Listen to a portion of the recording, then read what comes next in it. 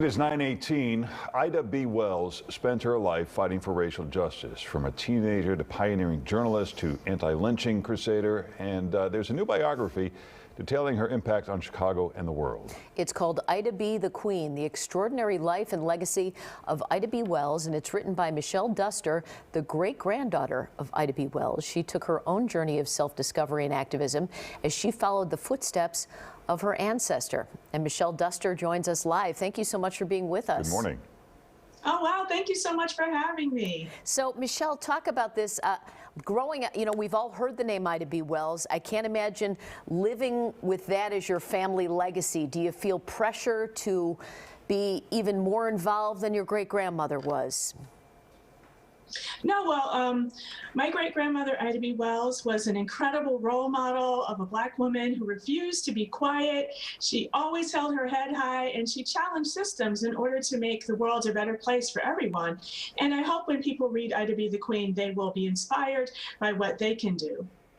I wondered, someone who was in slavery through 16, how did they develop the skills necessary to accomplish what she accomplished? I also made me wonder about her parents, what influence they had, because they seemed like they were pretty political for people who were entrenched in slavery.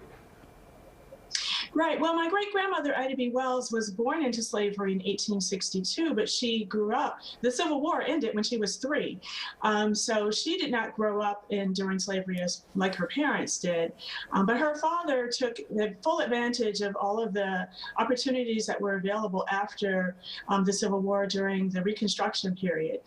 So she had role models around her of people who felt that they could take advantage of all of that this country had to offer. We know her as a civil rights icon. What is the one thing maybe that people don't know about Ida B. Wells?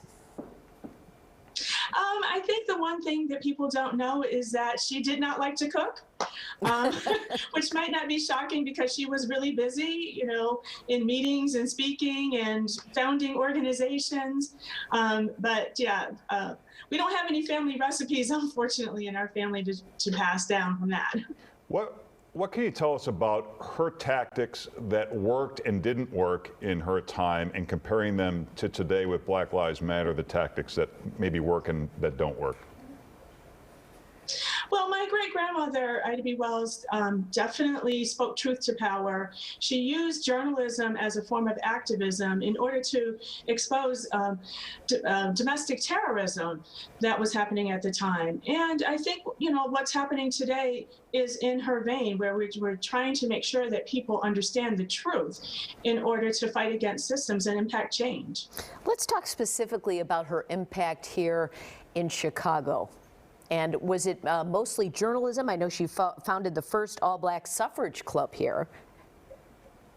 Right. In 1913, my great-grandmother, Ida B. Wells, founded the Alpha Suffrage Club, and she famously desegregated the suffrage parade that took place in Washington, D.C. She was very influential in helping Oscar DePriest become elected as the first African-American alderman in the city. And she also ran for state senate in 1930. So she was a trailblazer. She believed that Black people are full citizens in this country and should take advantage of everything this country has to offer. She was also one of the first people to bring light to the horrors of lynching.